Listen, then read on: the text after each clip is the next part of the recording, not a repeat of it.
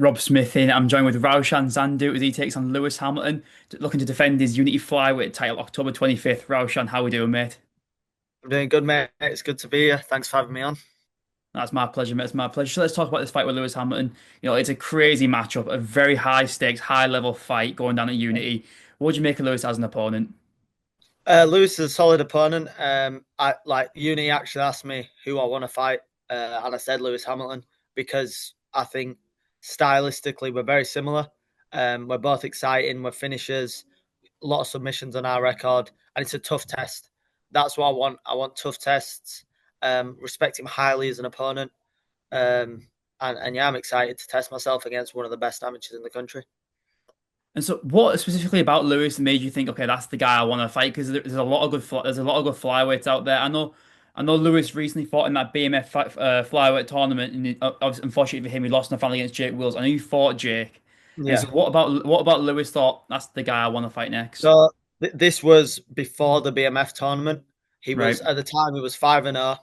I knew he was in the BMF tournament, and I expected him to win it. To be honest, I texted Unity and I was like, hopefully he'll go 7-0. He'll be 7-0. I'll be 7-1, and it makes for a really good match. Still makes for a great match. You know, split decision loss. I mean, it doesn't mean much. Um, it was more that he's a finisher. At the time that I asked for the fight, it was 5-0 with four submissions and one ground and pound. I was like, that to me is a tough fight. Like a really good grappler. He's good on the ground at getting finishes. I've been finishing guys on the ground. This is a guaranteed finish. I think it's an exciting fight for the fans, for me, for him, and it'll bring the best out in both of us. And if people do a bit of research into yourself, you look at your record, 7-1, that's impressive in any weight class. Doesn't matter who it is. 7-1 is a good record. But if you look at your three most recent wins, that's when things get really impressive. Niam Hawk, Akim Bahati, Jake Wills, they're all, cream of the crop in the UK right now, and you've Yeah. beat them all quite comfortably as well. So talking about the activity as well, because I know activity is a very important thing at amateur, and you've been facing the best guys. Is that something that you really pride yourself on, and you don't take easy fights? 100%.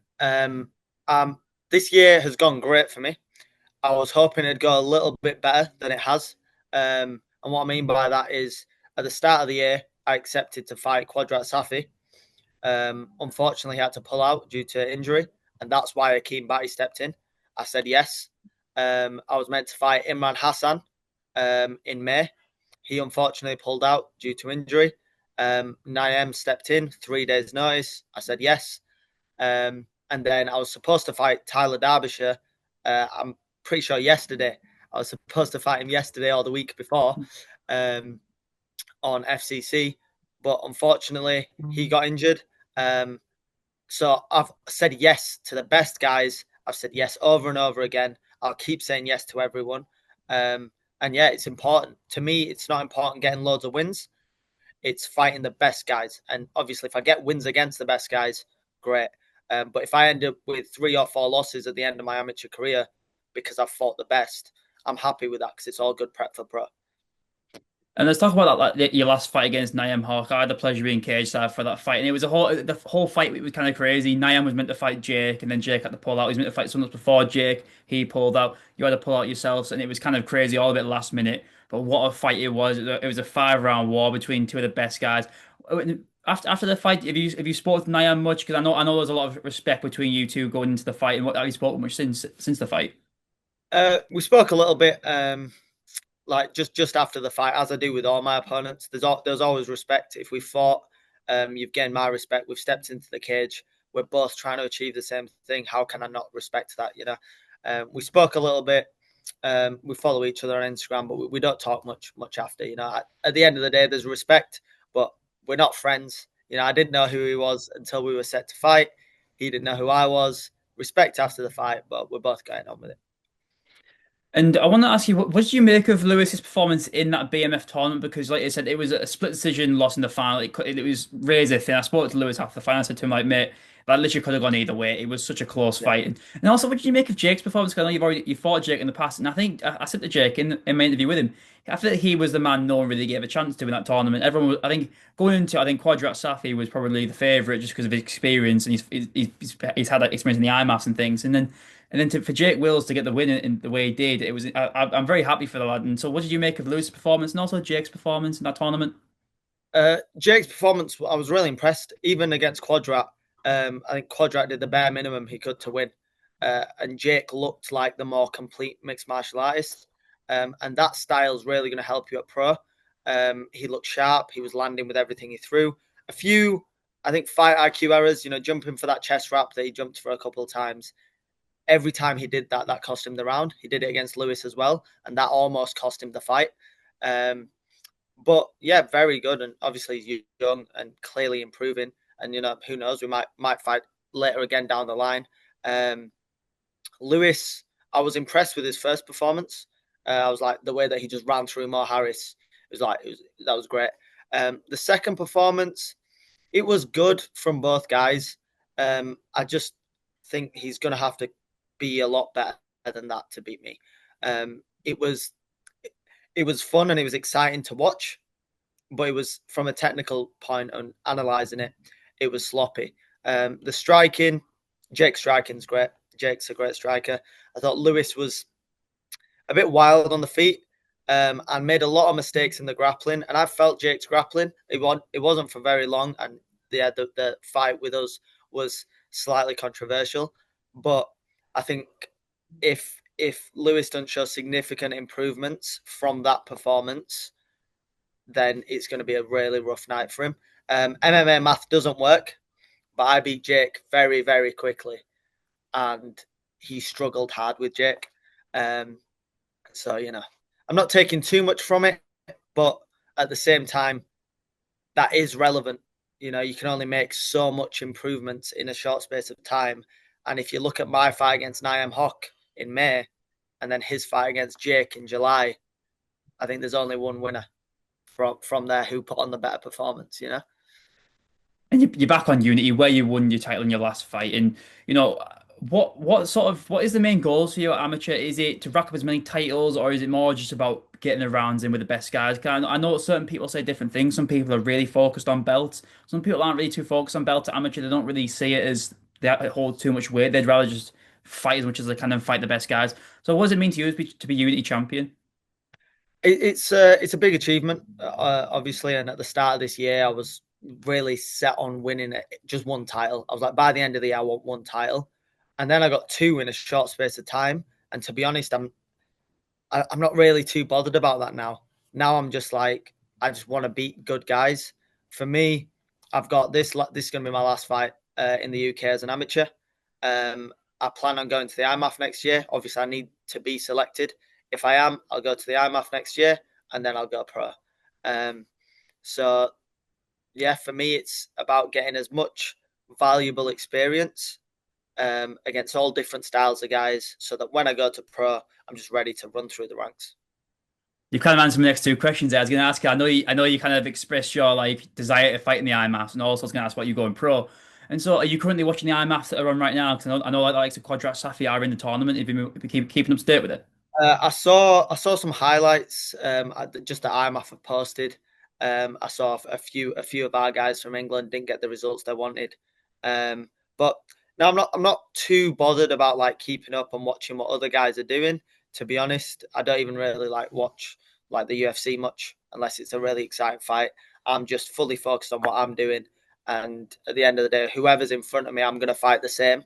I just believe my A game can beat everyone else's A game, so it doesn't really matter what anyone else is doing. And one thing I know when I follow you on social media is I kind of see that you do a lot of traveling around, going to different gyms and getting different looks. And I think that's one thing that's I'm not sure if underrated is the word, but I think some fighters don't utilize it as much because I feel like when you train in the same gym day in day out and you get the same looks. But if you're going to I know you went like to Manchester top team and gyms like that, if you're getting different looks from different fighters, it could only benefit you. So is that a conscious decision to go around different gyms in the UK and get different looks? Yeah, 100%. It's different coaching styles as well, getting different information, different points from coaches. But yeah, different bodies. I mean, we've got a great fight team here, but we all know each other. We all train together every single day. We know each other's game. So then anything I'm getting good at, my teammates in turn are getting good at defending it. They're getting good at stopping it. They're getting good at countering it. So then when I go to other gyms and train with guys, it's like the basic stuff is just working really well because I get to use my game that no one's ever seen before. Also, it's they get to do their stuff that they're really good at. So I've got to deal with that. A lot of good guys down at top team. I've not been training there as much recently. It's more just because I've been at IMA more. I've had more commitments here. A lot of PT clients. A lot of putting on sessions with Liam to game plan specifically for Lewis. So more one-to-one time with my own coaching staff. Um, but yeah, cross training it's really important. I think any gym who's not encouraging it, like you're at the wrong place. You know, it's not like Liam is always really happy for me to go down and spar with other guys, do classes with other coaches. And like you say, it's important to get those different looks and those different bodies.